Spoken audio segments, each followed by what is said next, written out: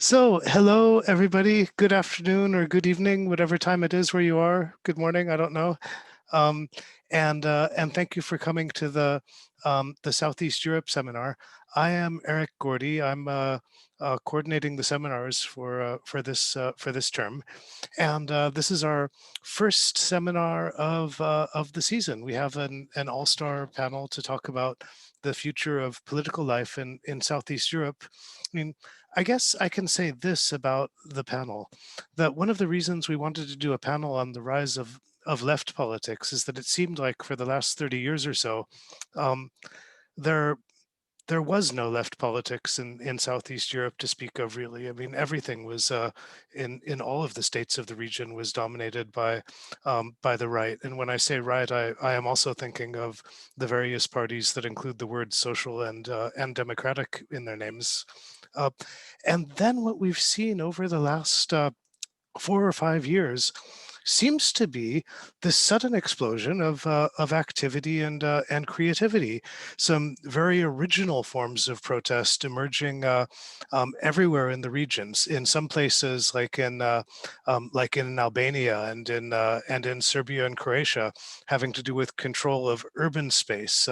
In other places, like in Bosnia and Herzegovina, having to do with creative forms of popular organization and articulation and demands. And we have also seen all kinds of solidarity movements and movements against uh, ethnic and national discrimination related to language, related to economics. And then over the last year, we have seen, especially in Kosovo and in Croatia, some surprising election results that have looked like they had the possibility to break a very consistent pattern of politics, of the prominence of figures who rose in the 1990s. So we're bringing the panel together to try to discuss whether this is meaningful, how it might be meaningful, and to give everybody here a chance to discuss that. Um, our panelists are, I won't introduce them in detail because I think that they will all be known to you, but already in Zagreb, we have Danijela Dolenec, MP, who No. um, Hi, everyone. Hi. and yes, I won't say more. We have links. You can find publications and everything for all of our panelists. In Prishtina, we have Vjollca, Krasniqi. Hi, hi to everyone. And Vjollca, and in Belgrade we have Dragan Popović. Hi to everyone. And so I will hand it over to them. What we'll do is we'll ask each of them to speak for around 10 minutes, and then we open the floor to questions. But before we begin, just a couple of things to announce. Our next seminar is this place next week. So we'll have Hannah Starman, a historian, talking about campaigns to compel the return of confiscated and nationalized property from the period of the Second World War and afterward in Slovenia. And the other thing that I will tell you is when we begin, we would like to ask everybody to turn their microphones to mute while the presenters are speaking. You should turn them on again, of course, if you have a question to ask.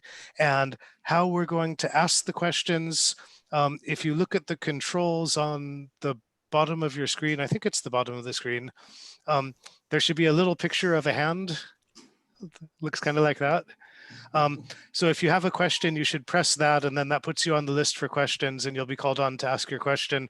If you don't feel like asking your question on camera or on microphone, then you can just type your question into the chat, and chances are at least 70% that somebody will see it and that the panelists will answer it. So I think that's all from me. Everybody probably wants the presenters to begin. So why don't we start? Can we start with Danijela? Sure. I can start. Hi, everyone. So first of all, thanks for the invitation to the seminar. Thanks, Eric, and everyone at UCL for this opportunity. And also thanks all of you who decided to invest some of your afternoon into a Zoom session talking about what could be the prospects of left politics in the region of Southeast Europe, as we most often call it. Of course, there are many, I think there are reasons to be both, optimistic. We can put an optimistic hat on, or we can put a more realistic hat on, depending on many factors. I don't have a lot of minutes, so what I'll do, I thought I would do the following. I would say a little bit about what actually happened, so just to have facts from a Croatian perspective, so from the perspective of what happened in Croatia in the parliamentary election, and say a few things about, because in the conversation that we had with Eric and in preparation for this, one of the things that was emphasized was kind of the innovation of political organization. And what I thought I would say a little bit about is precisely that, how I think we are different from what politics is or has been in the region. So these are the two little things that I'll try. And because I have two hats. I am a professor of comparative politics in Zagreb, interested in parties, in elections, in social movements. So an analyst, somebody who's like enthusiastic about the whole thing. And then I'm also an activist for Zagreb and for Možemo since 2017. And in the last parliamentary election, I was a candidate in I headed the 6th electoral district list, which means that I, very directly participated in the campaigning. And since this is recent, this is only a few months ago, I don't think that the two hats really, they don't work. I mean, I can't really put one off and then put another on. It's all kind of still very mixed for me. So I hope to have your questions guide me towards whatever you're most interested in. So what I thought I would say is, what happened in the 2020 election in Croatia is twicely historic, because it's the first time, as Eric said, first time the left entered parliament in Croatia. And it's also a rare occasion that the Greens entered parliament, because the coalition headed under the name Možemo, or We Can, is really a kind of an organic mix of green and left politics. So I think it's for those of us who study kind of the post-socialist region, broadly speaking, we know that both things are rare, both parliamentary representation for green parties and parliamentary representation for left parties. And both things happen in Croatia at the same time. And I think that's kind of really interesting. So what happened is around 7% of the vote, almost 120,000 votes, and 7 seats in parliament, over 5 electoral districts. So it's way more than what was expected at the beginning of the campaign. The idea was to just cross the threshold, barely get 1 in, and when it was 7 in the end, it's I guess undisputedly a success by all standards.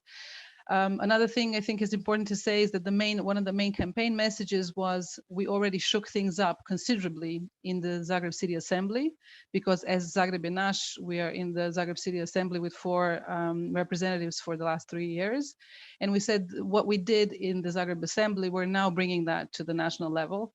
And it was kind of a daring, campaign slogan, which looked quite, maybe too optimistic. But in the end, this is what happened. We really did we shook things up in the national parliament, entering with 7 and already kind of making an impact. I can talk more about that if that's of interest.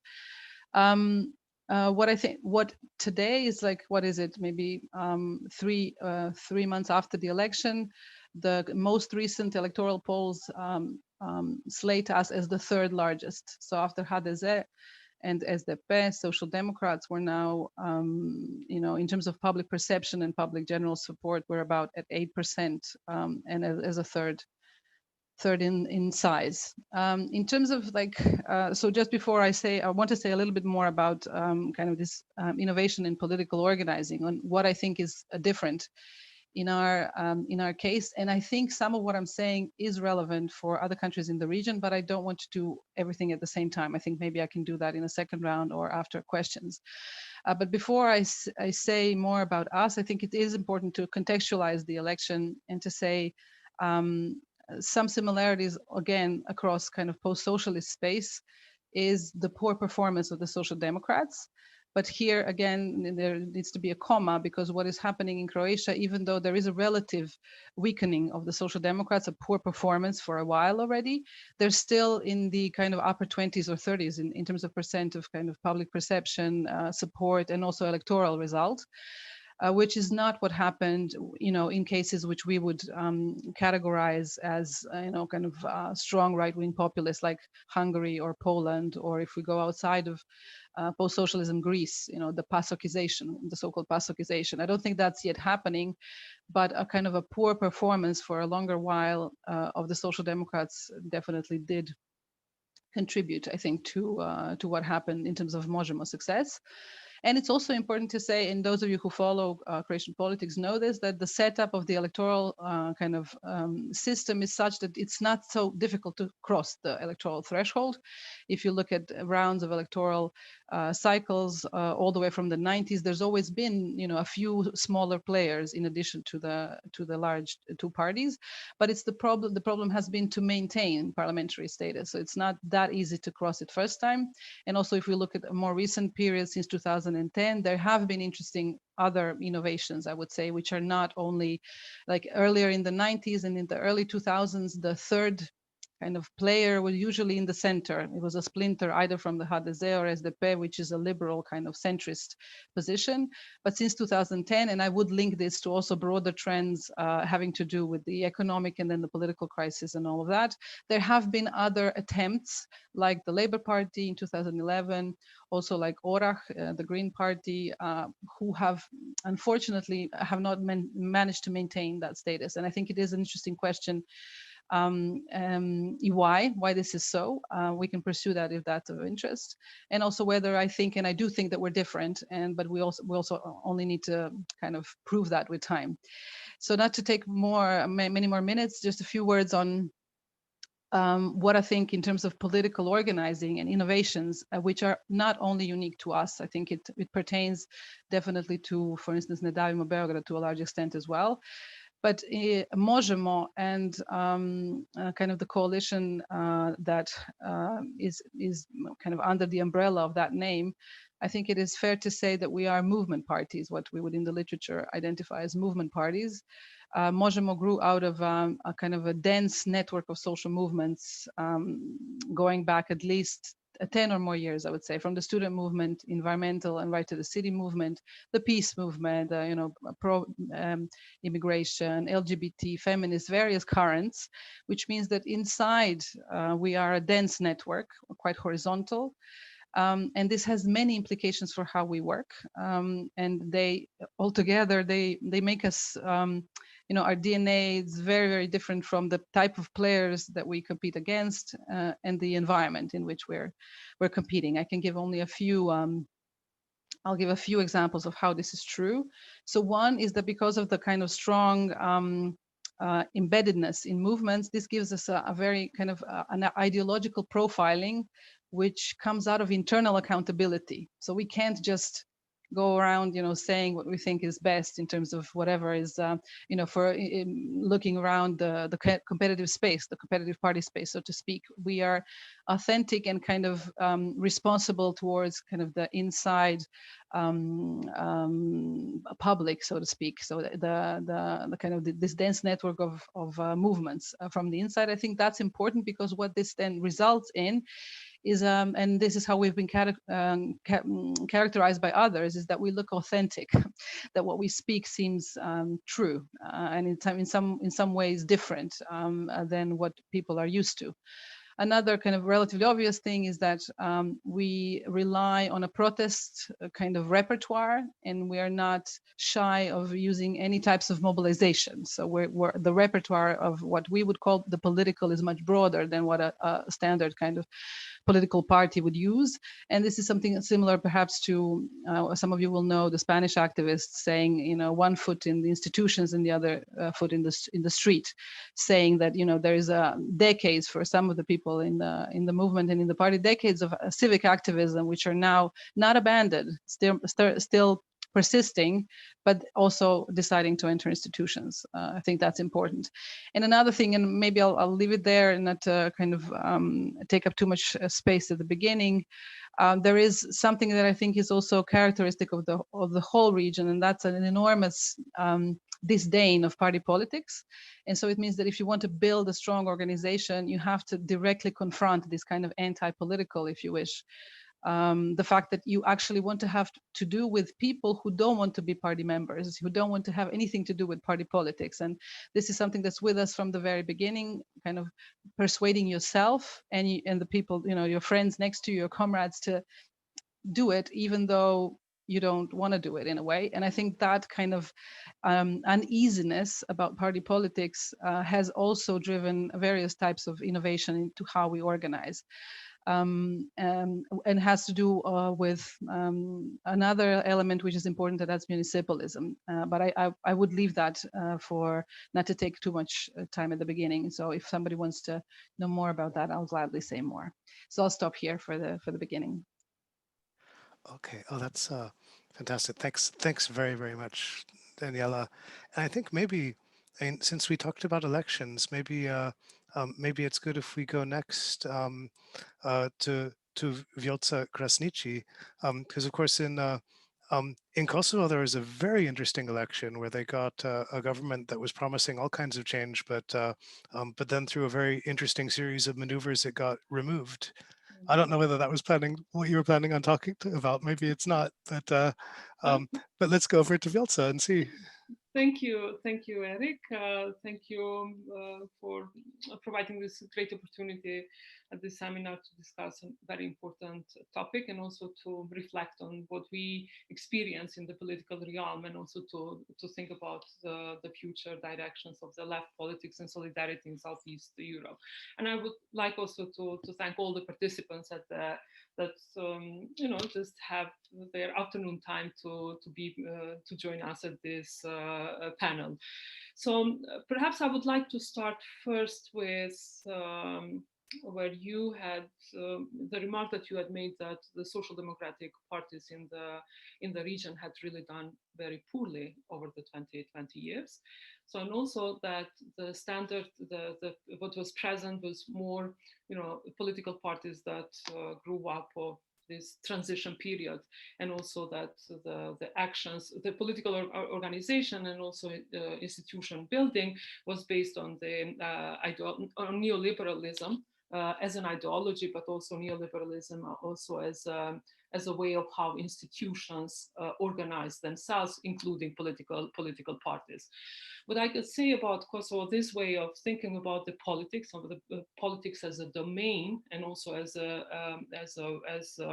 how institutions also conduct themselves, had led in Kosovo in the first years after the war enthusiasm, but also, and later on with the declaration of the independence in 2008, also that to some extent that enthusiasm continued, but then we saw a drop of participation of people in the election. So there were elections that less than 20% of the electoral body took part in the election. So for me, the questions were then what happened. So I see a trajectory that political parties organized themselves in the campaigns and the elections in one direction, and there was a silent majority, a big part of the society that would not take part in the election. So this obviously showed a gap between the political organization in the traditional liberal way, and it shows the limits of liberal democracy, and especially institution building in the Kosovo context. So I think I would like to point this to a wider kind of issue, that this was not only disenchantment with liberal democracy as such, but I think disenchantment with transition, and also the promise of transition and democracy in post-war Kosovo. So that as a byproduct of that was this creation of a silent majority of a part of the electoral bodies who would not even think about politics. So what happens, I think, in looking historically, and now it looks like quite some time ago. That was in 2010, when one of the, and also with the new social movement that comes, that is also like in the case of Croatia, organically comes into the public space.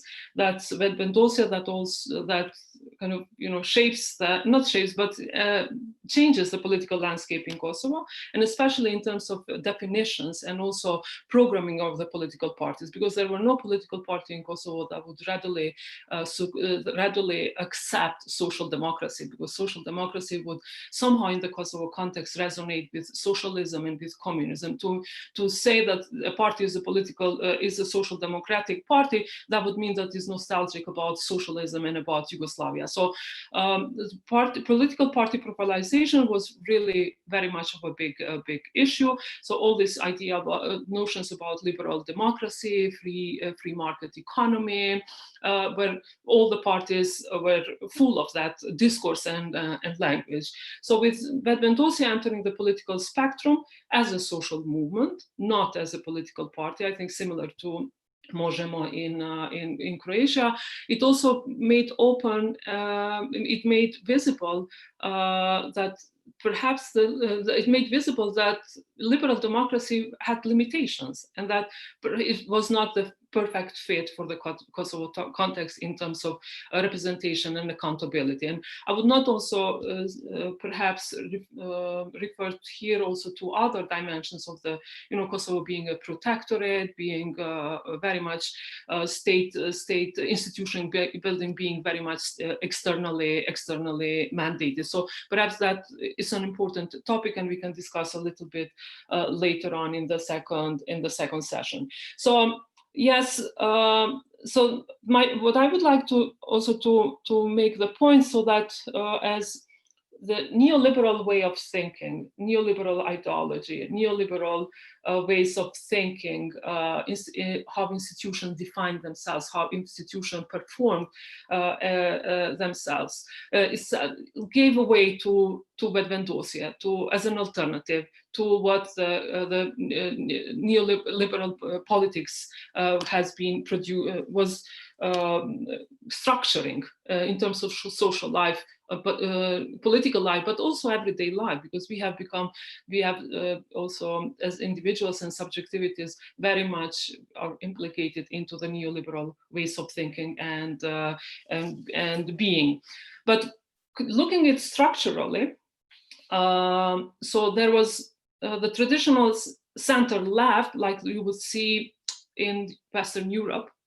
In Kosovo, since 1999, there was no traditional center left. The Social Democratic Party, even though it is still active, it was it did not get much support in Kosovo. So this was not only marginal, but it was far on the margin.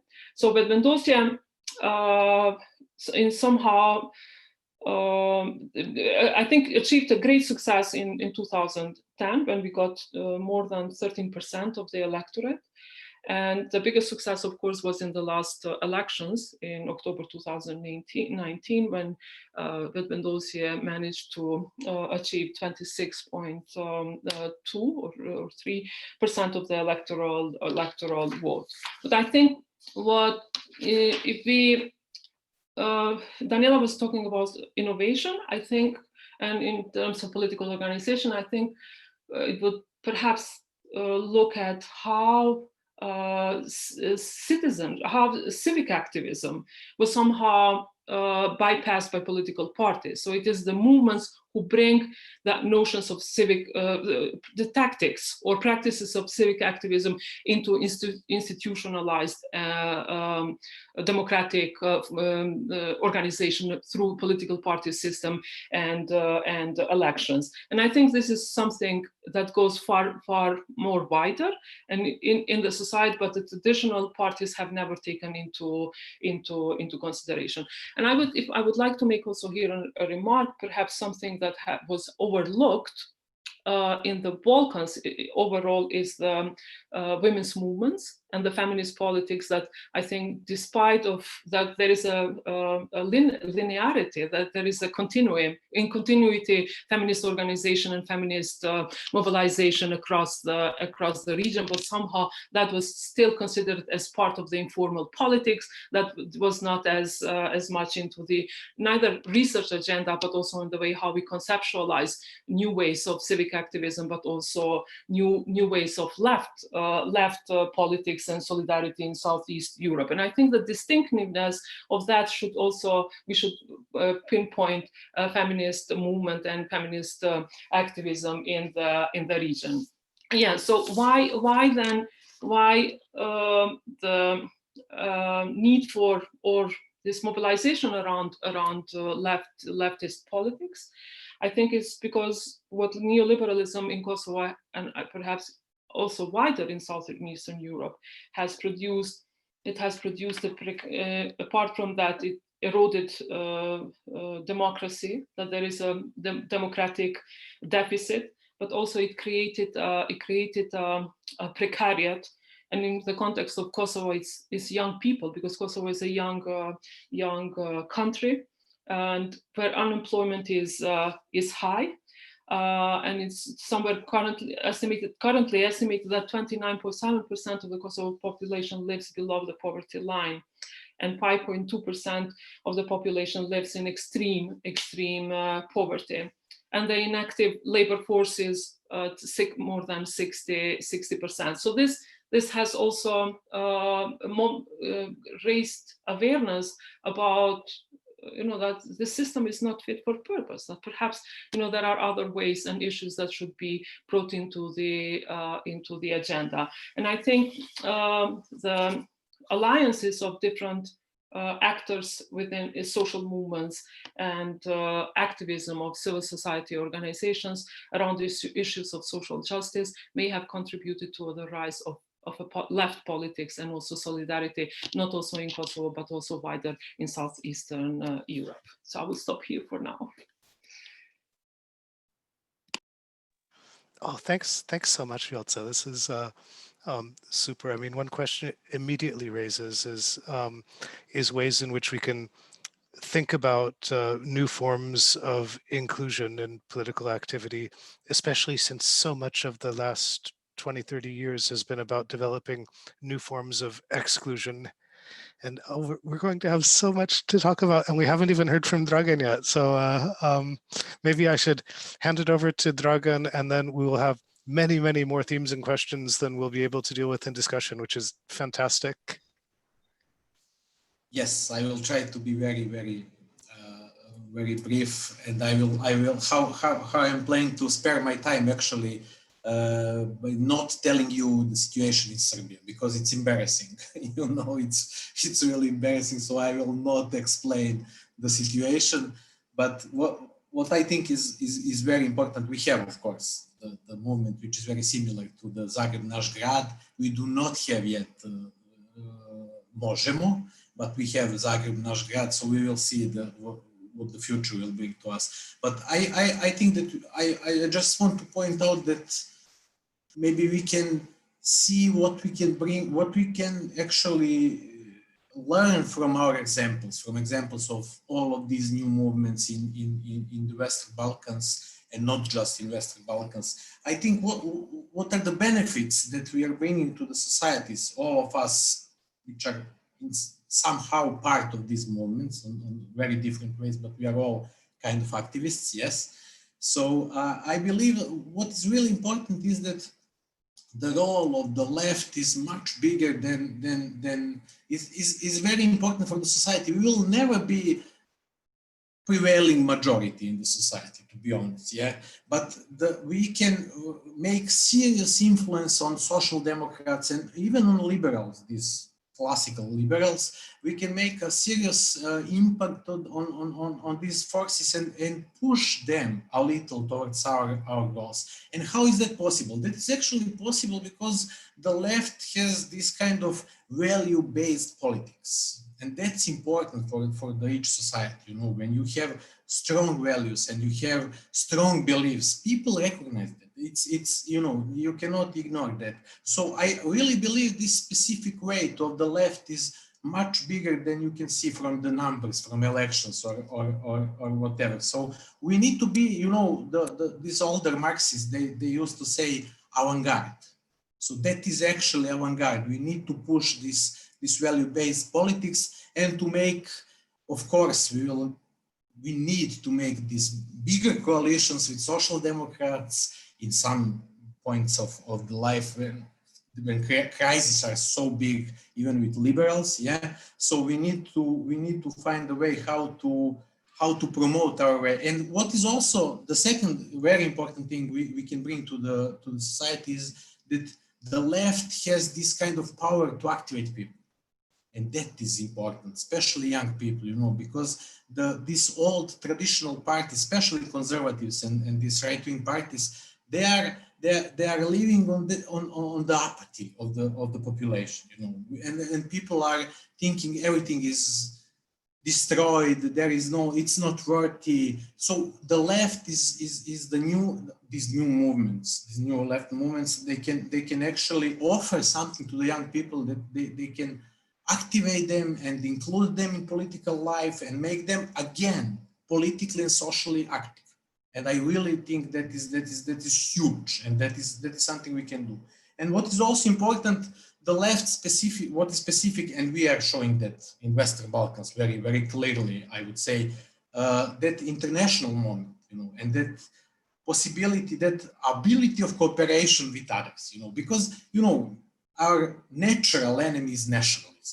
That's obvious, and we are actually, we are building the bridges, and we are keeping these bridges even in the hardest time. And we had this kind of experience from the 90s, but also now we are the force that can at least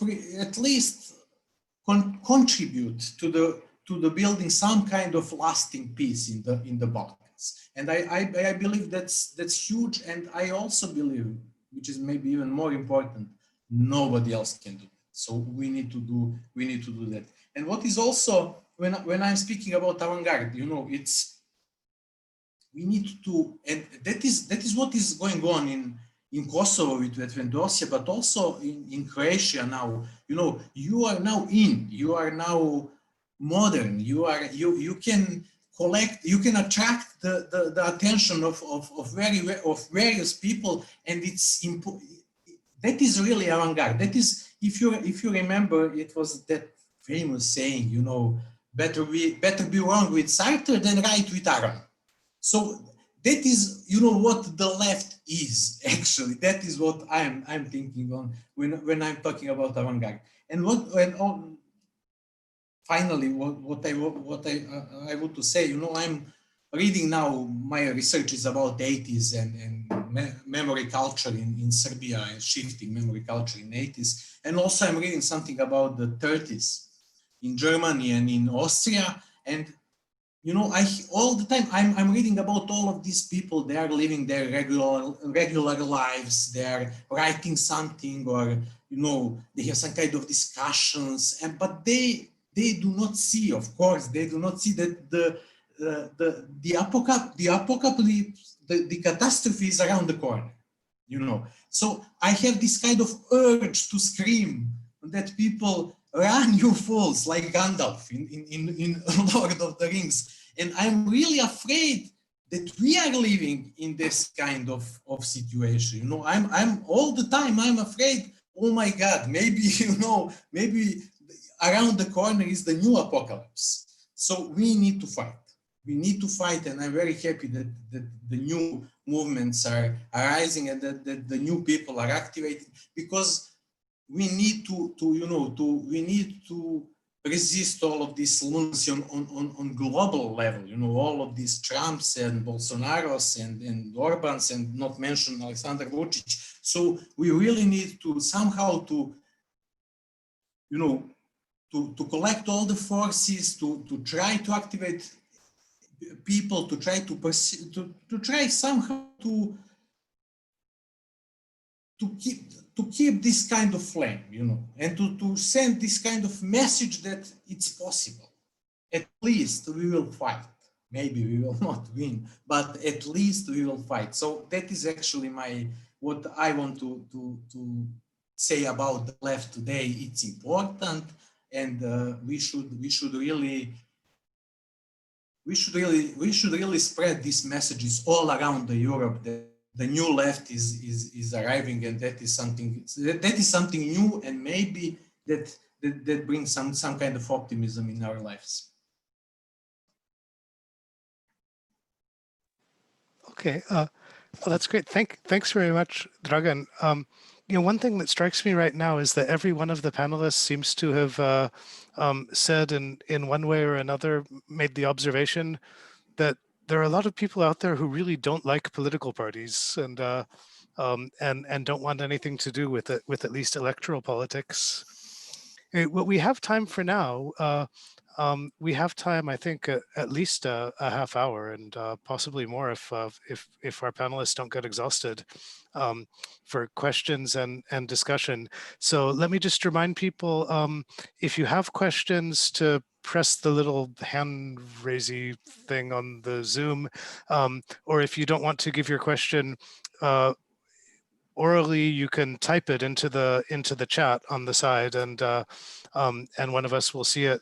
I'd like to open with a question. I should say, this morning I sent to the panelists a little preview.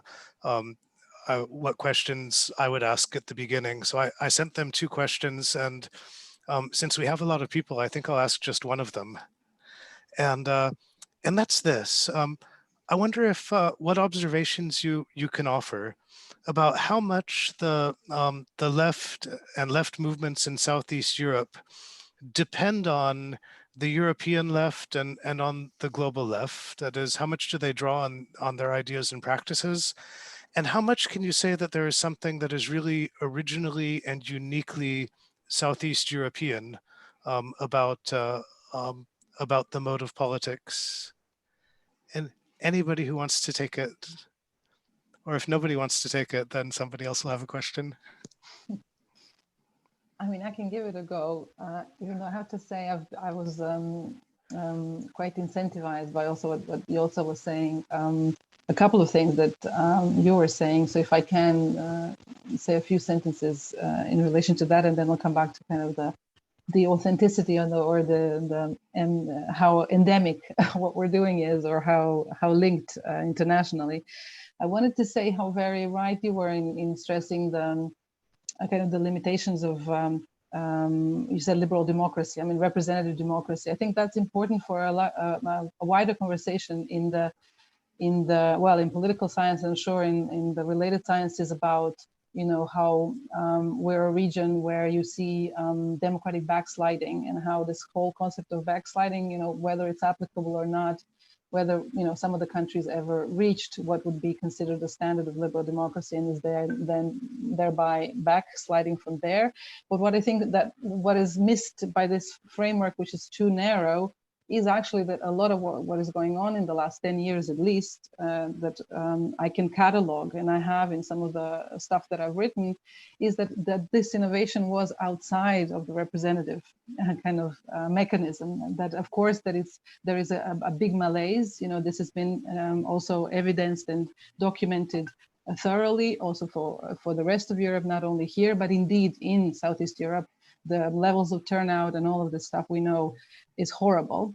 But if you look at you know, stuff that's been happening in Croatia since 2010, as a kind of unwanted consequence of when there was one provision removed regarding citizens' initiative for referenda, whereby it used to be valid only with a turnout of 50% plus 1. When this was removed because the government of the time worried that we wouldn't support entry into the EU, an unwanted consequence was a flurry of civic activism, both on the left and on the right, in collecting you know, signatures for a petition for referenda. And there is this is an interesting story that hasn't really been written up completely, but I think it's important in evidencing or kind of outlining some of the innovations that we now see in the party system as well. Because for instance, the citizens' initiative for referenda is something that requires mass mobilization in a short span of time, and it incentivizes organizations to work together, smaller NGOs to bundle together, to talk to unions. And some of these things that were happening, I think, are important precursors for then what we see as innovations further on in the kind of public sphere and so on. And one of the other things that I was only hinted at initially when I was talking about how, what is distinct about Možemo is that we're deliberative, which means that the internal structures, but also the way we see the building of political organization is very, it prefers deliberation, which means it builds collective structures which are horizontal, which are quite slow. And so we are also, kind of categorized by our opponents and by the public sphere as slow, overall as a slow moving beast. But what we're saying is this is organic growth, and it's a way of moving slowly because we want to get far. And I think that's interesting because I think that this is not only us, again, that a lot of what I'm saying is relevant for other countries in the region. So in other words, in a much expanded definition of democracy, you actually see quite a lot of innovation if you go beyond the kind of the goggles of representative democracy. Now, regarding what you were saying about kind of to what extent we're responsive or reliant on international links and role models or connections, I think there is a lot of course, there is a lot of kind of contact and connections and so on. I can speak on behalf of Zagreb and Možemo in terms of both maintaining connections, and a part of this is also due to strong kind of involvement and influence of political foundations, such as the Heinrich Böll Stiftung for the Greens and Rosa Luxemburg for the left, which means that they help the networking and kind of the exchange of practices, ideas, activists, and so on between what we would call the West and the East. In our case, important links are with, for instance, Barcelona and Comu, but also other types of, various types of, actually what we need more, or what we're more interested in borrowing from kind of Western neighbors is tactics and campaign mechanisms and so on. So for instance, we've been in contact with campaigners on the left fringes of, the Democratic Party in the US, Bernie's and so on, because what I think is actually easier to draw lessons and kind of maybe use is tactics about organizing and campaigning rather than ideas. And this is where I'll end. I wanted to say that in terms of the platform, in terms of the program that we offer, in terms of what we're trying to say, I think this absolutely has to be embedded. There is no way you can have, kind of a general catalog of left ideas, which are applicable. If I don't know, Ocasio-Cortez is saying something, or I don't know, Corbyn is saying something, let's try that here. That doesn't work. I think that the political work is in relating what we would call left ideas, but so that it resonates to what the kind of the history of political conflict in your own country. So I think that once, and this is something you see only after you start contesting elections, because then you see whether what you're saying resonates, whether people recognize what you're fighting for as something that's relevant for them. So I think that in that sense, once we have, Levica in Slovenia, now Možemo and Ne Dajmo Beograd and others who try contest elections and get actual support, I think this means that yes, we are developing an authentic political program which resonates with the citizens. Yeah, keep it here. Eric, can I go? Yes. Yes. So perhaps I would like to first make the observation or put forward my idea about, is there a distinct mode of politics? I would say that yes. I think the alliances that go between different civic initiatives that are left-minded, I think this is something that we perhaps we see more intense mobilization at that level. And I think, second, don't forget today that we live in the age of technology and the internet. I think also in terms of tactics, this has been immensely handy for the new social movements to open up different spaces for political thinking and for political debate, which was not perhaps before. And this goes very well with these young people who would like to be on the virtual spaces rather than on real and physical spaces. And we see now with COVID-19 how important the virtual spaces have become. So I think I agree that there is no ready-made recipe for how the left ideas and left get materialized in a given context.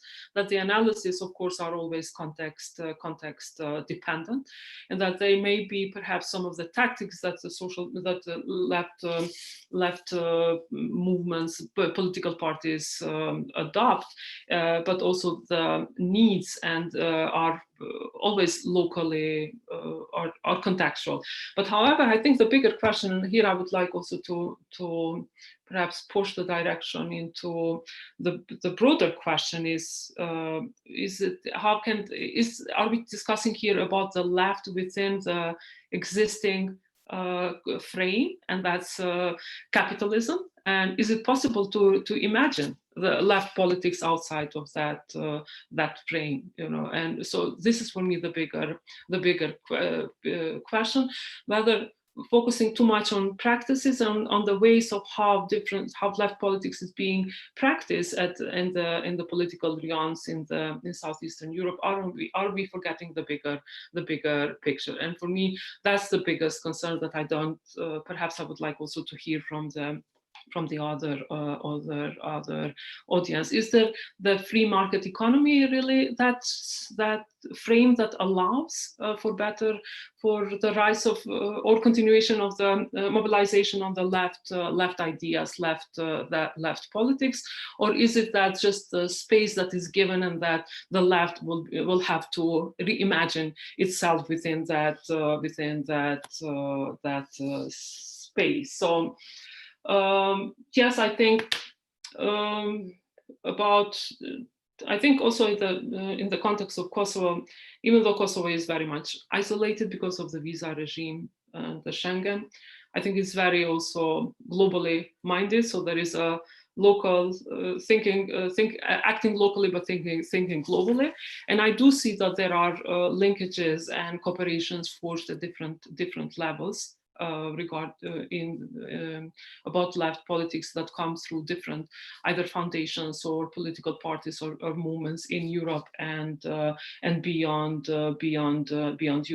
Europe. But I think this solidarity has to solidarity perhaps is what defines the left, and I would imagine that's a condition, that's a modus vivendi of the leftist practices and leftist political parties in the region, but more broadly. Yes, thank you.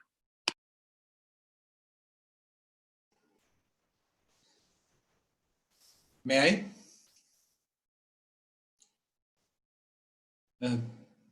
Sorry, I said yes. I was muted.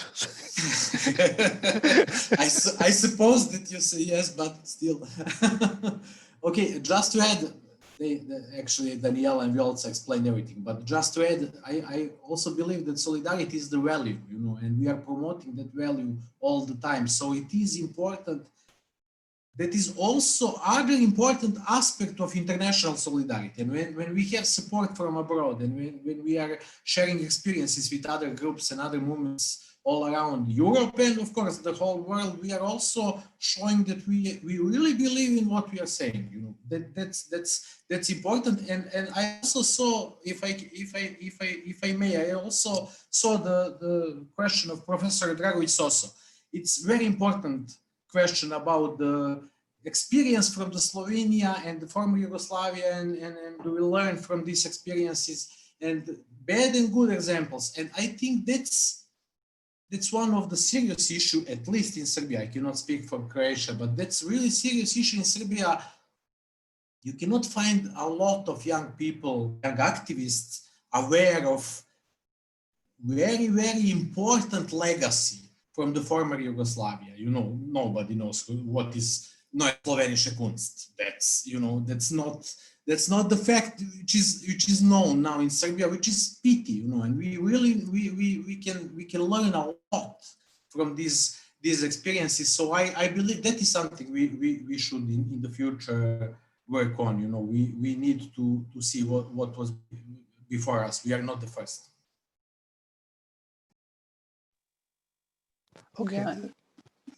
Oh, go ahead. Go ahead. Sorry, no, I just wanted to say, I mean, that's not, you know, that's not a coincidence. I think it's also from what you've been saying, I'm not sure, yeah, Vjollca as well, you mentioned how, you know, in the Kosovo context, you can't be social democratic because it's still equated with socialism and then Yugoslavia and all of that. And I think that's both a common occurrence across the region, but a differentiating one as well, because the extent to which links to Yugoslavia are vilified and make it impossible to enter kind of the mainstream public sphere is very different in Slovenia and then Croatia and then further to the south. In Slovenia, this is possible. It's possible to explicitly link yourself to the Yugoslav past, and it's not controversial in a way that it is in the rest of the region for various reasons.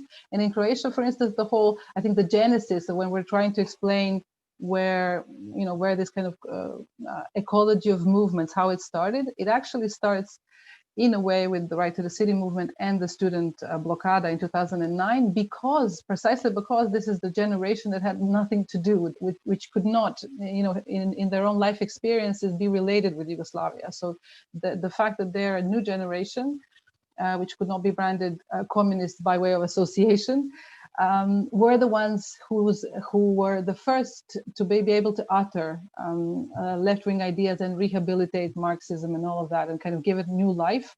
I think that's not coincidental. And that's also a reason why it takes quite a long time for left ideas to be able to enter the mainstream.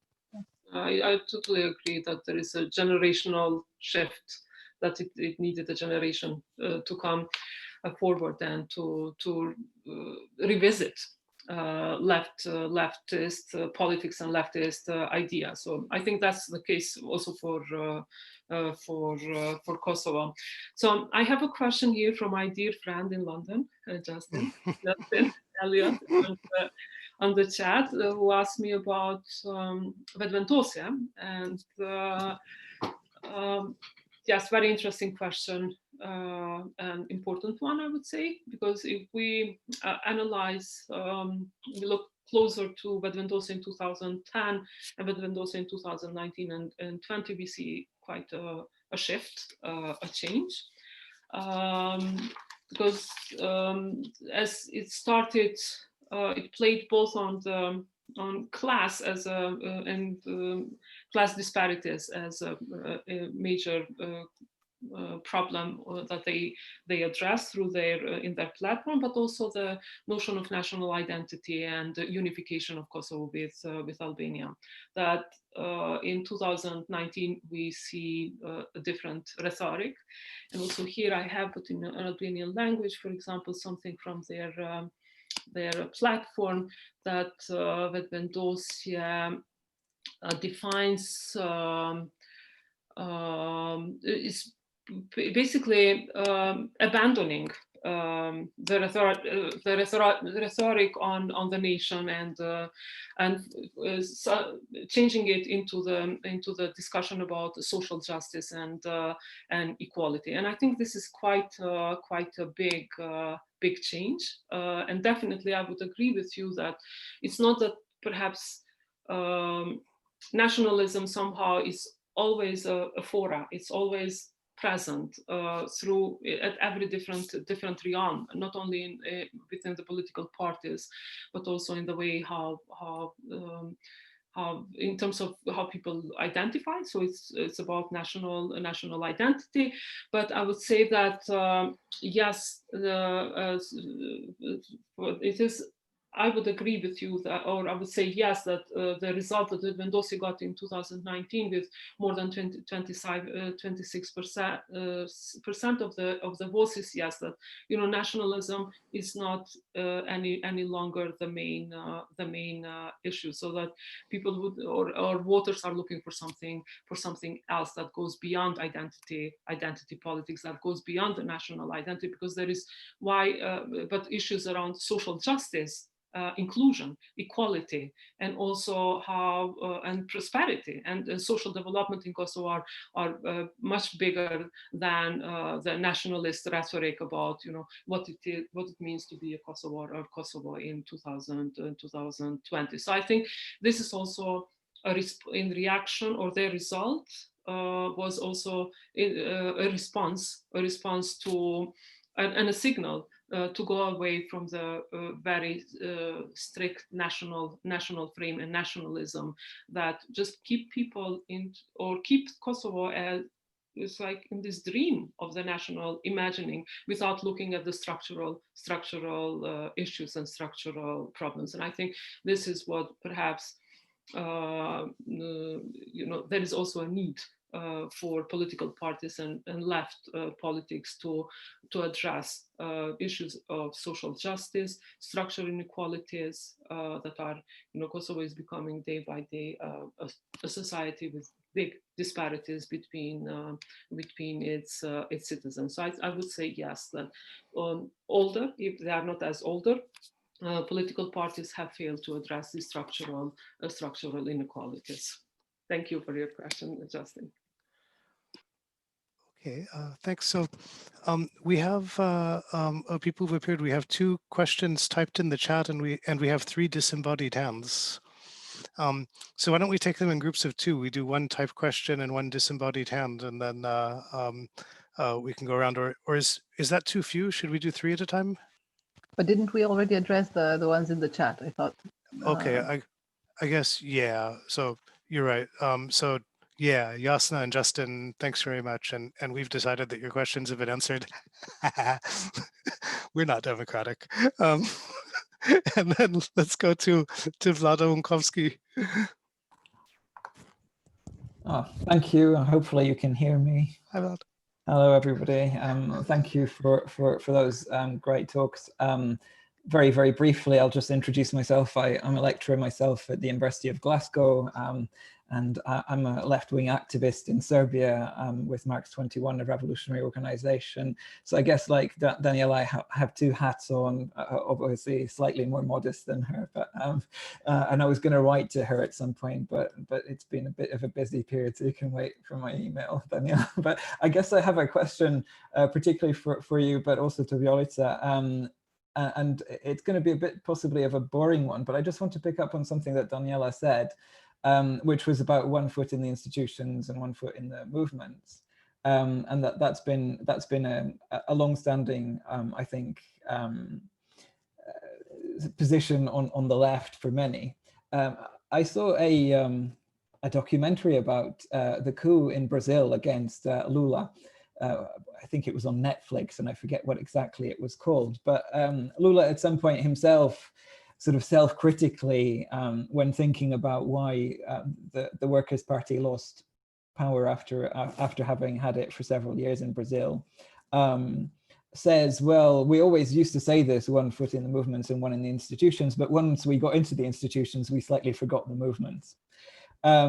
Now, this isn't going to be an obviously new strategic question, right? I mean, it's been around for a long time, and very obviously in Europe, it was perhaps most spectacularly shown with, I think, Syriza in power in Greece. So I just wanted to ask, to what extent and in what ways are we seeing any learning curve on the Southeast European left in terms of its relationship to this conundrum? I realize it's a boring question, but I'll keep it brief, so there is. And don't be offended if I leave after you've responded. I need to go to the nursery as soon as I get a response. Okay, let's give you 1 more and take a question from Elvisa Drišti. Hi, Thank you very much for the interesting presentations. I will make a case for the Albanian context, but I think it also related to the whole Western Balkans.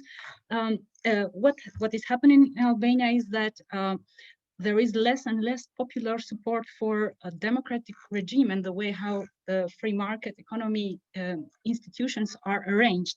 So you have, and this is true also for the younger cohorts. So we have these groups like the political organization or Organizata Politika in Albania, who are leftist, promote collectivism, and this is also against the way how objectively the institutions have been moving or have been arranging lately. For example, I'm taking the labor market, new labor market reforms, less and less state intervention, promoting income inequality, and this is the objective way or the transitioning from the way how institutions were.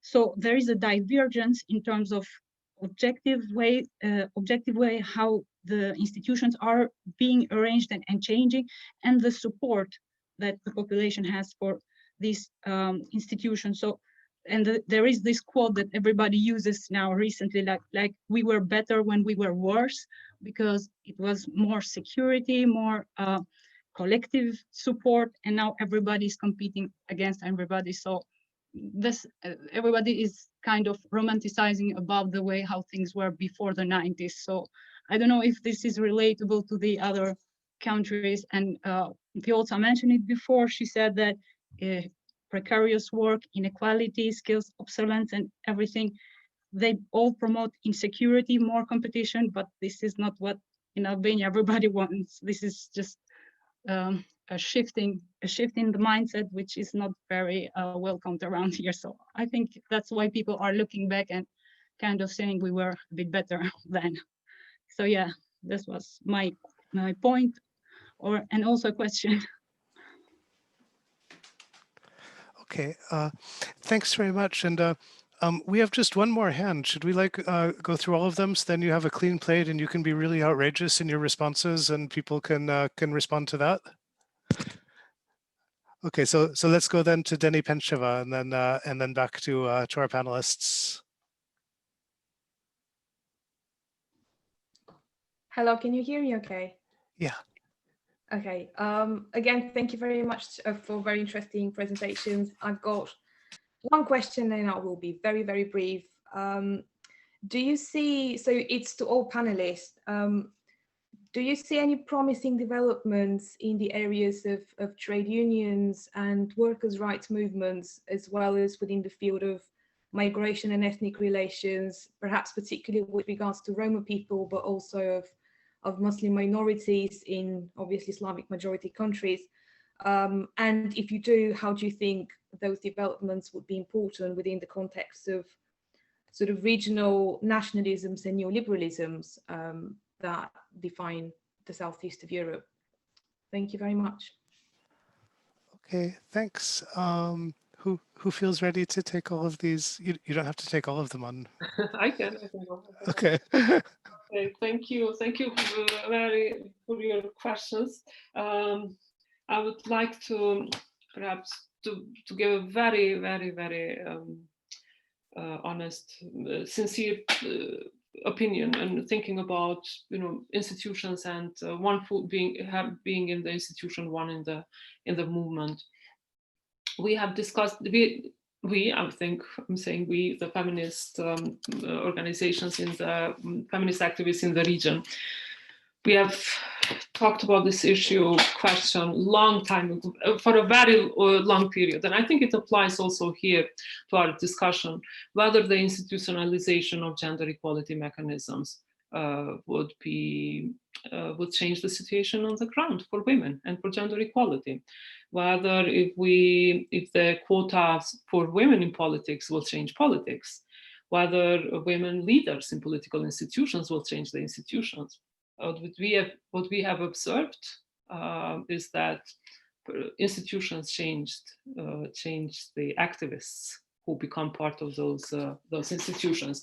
So I think when we talk about the political parties, left political parties, I think being in the institutions, but also in the movements and through civic and practices and initiatives is very, very important. But I think we should not have that illusion that the institutions will change, especially if the left-wing political parties will have a smaller share of the electorate. And we are also observing that, for example, in what is going on at the parliament level, what are the initiatives for the law amendments and changes and policies that are being discussed in the parliament. So I am not that optimistic. I think that that the protest, both the movement and being part of the institution, perhaps that this strategy it reaps results. So perhaps it's worth trying and also keeping as a momentum, but also the issue here is how to create a momentum for change. And I think not to be delimited and look this only in this binary terms, but see what is there something beyond that would lead way. And I think through focusing on the issues that are, as I referred a couple of times to structural, that produce structural inequalities, that would be the way to go. So, and here, for example, one of the critiques of the Vetëvendosje movement from the traditional parties was that how can you be a movement and be part of the Kosovo Assembly? So these two are contradictory in adjective. So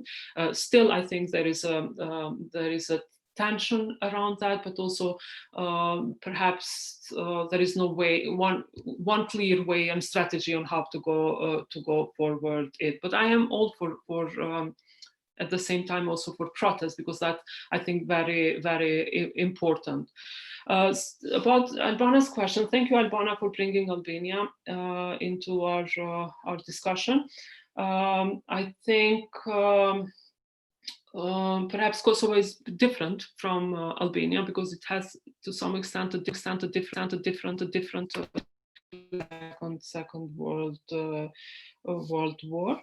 So we have, when we and I was part of a research project when we looked at symbolic nation building. One of the questions that we had, but also about the memory of socialism and how, because we wanted to also analyze how Kosovars and other citizens in the Southeast Europe relate to the past, and that's to socialism. The data from it was a large-scale quantitative survey, even though now it's a bit outdated, showed that the level of nostalgia in Kosovo was the lowest from all other places that the survey was conducted. But this does not mean that it's not present, because there are also references that nostalgia lives in different realms, especially of everyday life, in terms of memories about food and about music and about other aspects and other ways of everyday life. But no, I think what we especially in Kosovo, what we observe is the groups or even the practices within left-wing political parties or civil societies, people who have voice. But still, there is a large number of Kosovars who just want an exit, and we see this in the migration data, and especially 5 years ago there was a mass movement of people. More than 100 Kosovars left Kosovo, and I think this also brings us to the third question on what are the promising development. I think neoliberal mindset, neoliberal political thinking and economic policies, I think they would not give, they would just make more divisions and more exclusions, rather than that they will integrate this into integrate them into a cohesive society. And I think here the role perhaps of the left politics and left ideas is crucial to create that momentum for a shared present, but also for a shared future that is inclusive and that it makes the society more integrated. Okay, thank you. And just, of course. Thank you. Who wants to go next? I can go next. That's okay. Fine. Okay, so I think I'll address only bits of questions. Of course, that's how it goes. But so, Denny, you mentioned the trade unions, and so this is a preview of something that might come out. I just handed in a paper for review, so we'll see how it goes. But I've been coordinating a project that looks at 4 countries in total, but for this good discussion it's important that it looks at Croatia and Serbia, and we collected protest events data for Croatia and Serbia since 2000 until 2017. And what we're doing in this paper is actually looking at this kind of big question of union decline versus union change or union revitalization. This broader debate, and how the Great Recession impacted that. And what we find, which I think is important to bring up here, is that yes, Beisinger and Sase have shown that overall protest in the region, in contrast to, for instance, Spain and Portugal, there's been a decline in the overall volumes of protest during the Great Recession and afterwards. And there's also been a dramatic decline in strikes, both in Croatia and in Serbia. But what we also find is something that is in evidence in other countries in the region and in Europe, and that's that there is actually a lot of public contestation, which is either led by unions or where unions align with other types of actors. And some of them, and this is more in evidence in Croatia than it is in Serbia, where unions more often create bridges and alliances with kind of what we would call new types of political actors, like social movements and civic initiatives.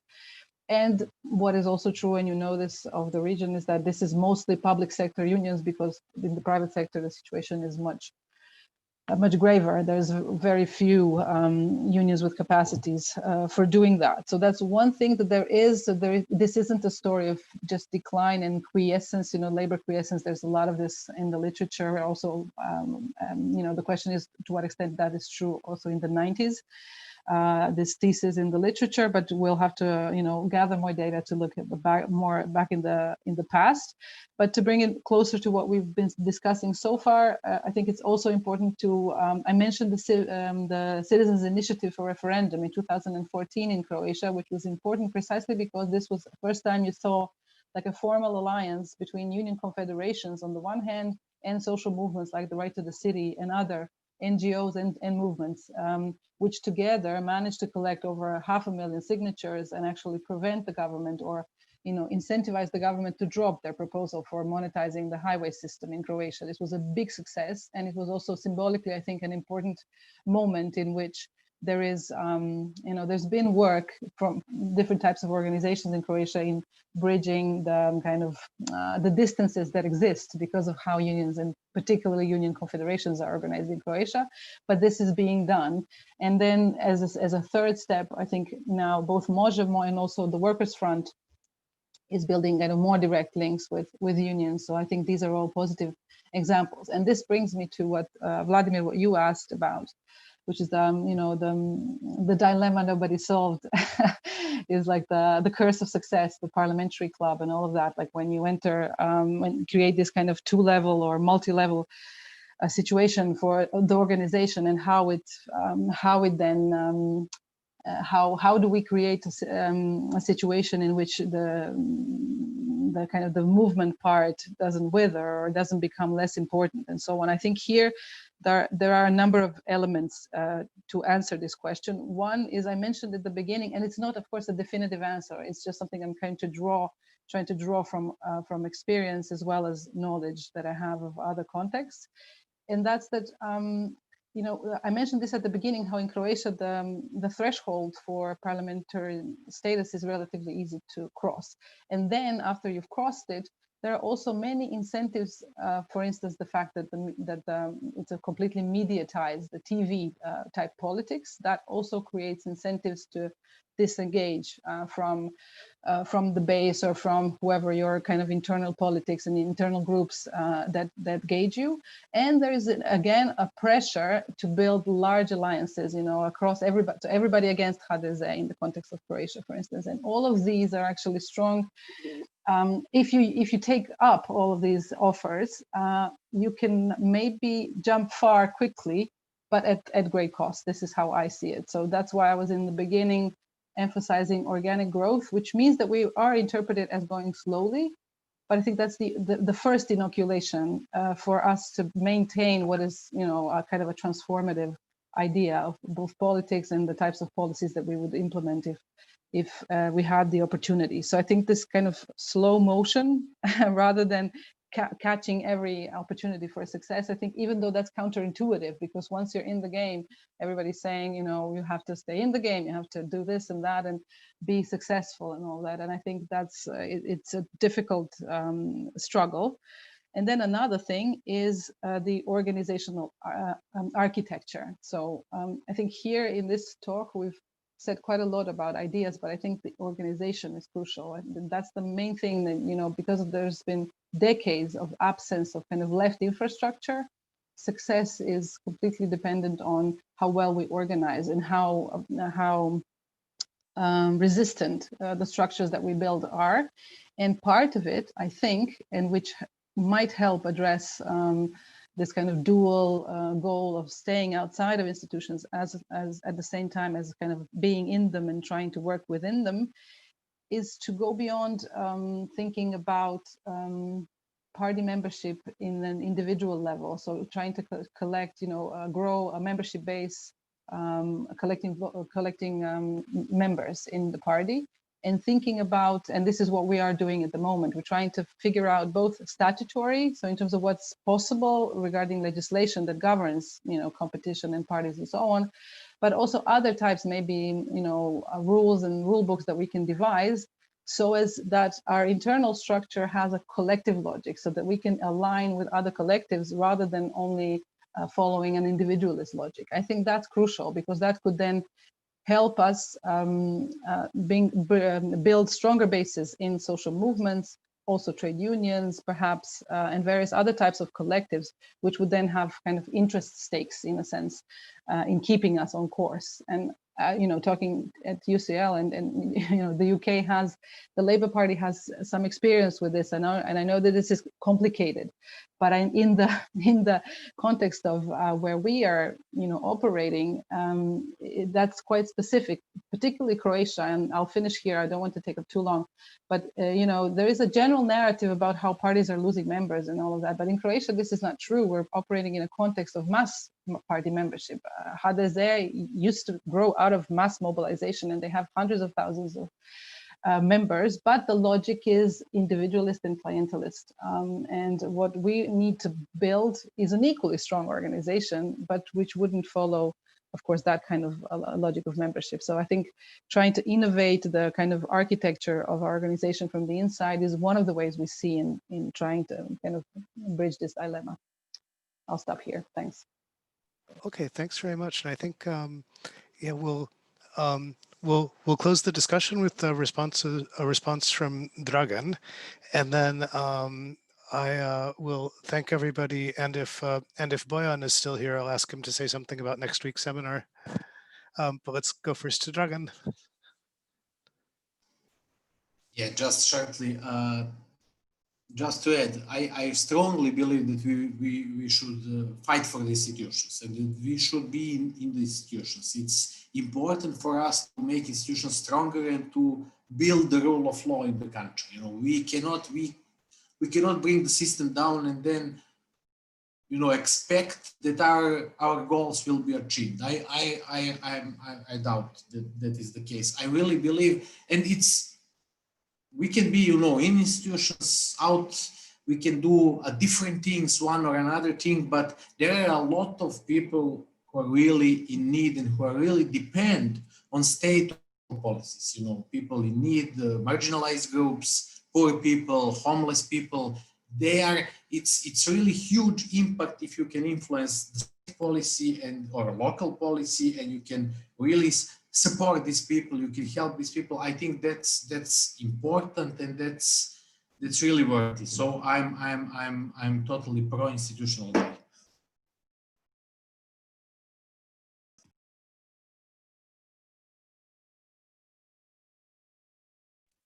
Eric, you are muted. Go. Thanks very much, and thanks everybody. This has been a great discussion, and I think a great kickoff to the term. We have a lot to think about, but I think what I'll do for now is simply thank our panelists. Thank you, Danijela. Thank you, Vjollca. Thank you, Dragan. Thanks to everybody who asked questions and made contributions. And I will hand it over right now to Bojan Aleksov, who will tell us a little bit about the seminar for next week. Thanks, everyone. Thanks. Bojan, are you there?